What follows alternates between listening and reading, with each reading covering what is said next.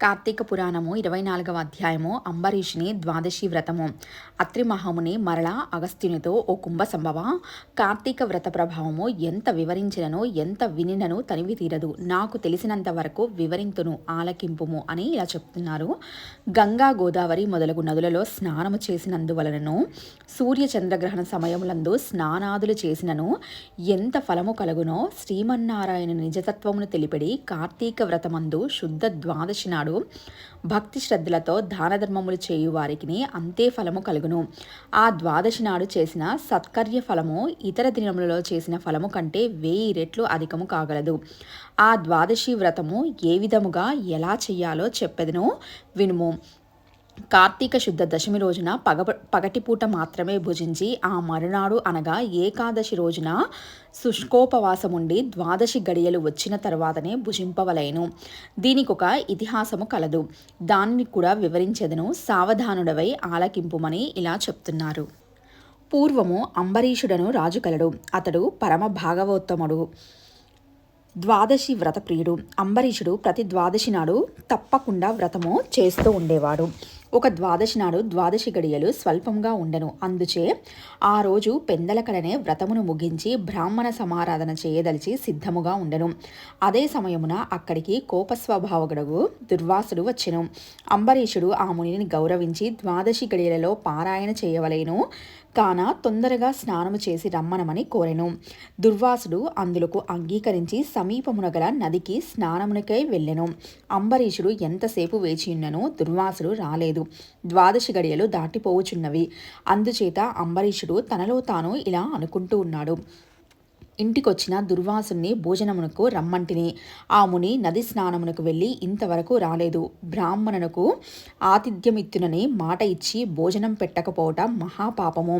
అది గృహస్థునకు ధర్మము కాదు. ఆయన వచ్చు వరకు ఆగితిన ద్వాదశి గడియలు దాటిపోవును, వ్రతభంగమవును. ఈ ముని మహా కోప స్వభావము కలవాడు. ఆయన రాకుండా నేను భుజించిన నన్ను శపించును. నాకేమీయూ తోచకున్నది. బ్రాహ్మణ భోజనము అతిక్రమించరాదు. ద్వాదశి గడియలు మించిపోకూడదు. గడియలు దాటిపోయిన పిదప భుజించిన ఎడల హరిభక్తిని వదిలిన వాడగుదును. ఏకాదశి నాడున్న ఉపవాసము నిష్ఫలమగును.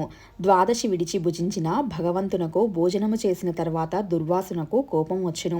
అదేనుగాక ఈ నియమమును నేను అతిక్రమించిన ఎడల వెనుకటి జన్మ యందు చేసిన పుణ్యములు నశించును, దానికి ప్రాయశ్చిత్తము లేదు అని ఆలోచించి బ్రాహ్మణ శాపమునకు భయము లేదు.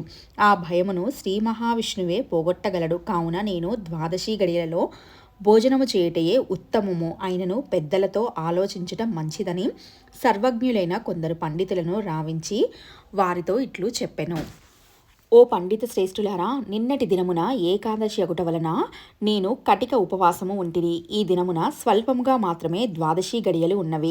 ద్వాదశి గడియలలోనే భుజింపవలసి ఉన్నది. ఇంతలో నా ఇంటికి దుర్వాస మహాముని విచ్చేసిరి. ఆ మహామునిని నేను భోజనమునకు ఆహ్వానించి తిని అందులోకి ఆయన అంగీకరించి నదికి స్నానార్థమై వెళ్ళి ఇంతవరకు రాకుండెను.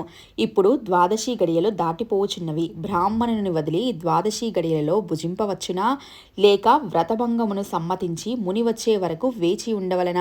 ఈ రెంటిలో ఏది ముఖ్యమైనదో తెలుపవలసిందని కోరెను.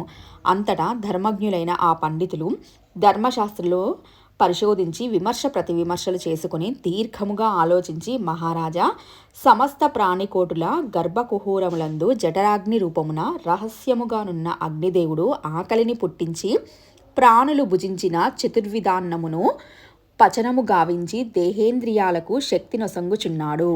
ప్రాణవాయువు సహాయంతో జఠరాగ్ని ప్రజ్వరిల్లును. అది చెలరేగిన క్షుద్బాధ దప్పిక కలుగును.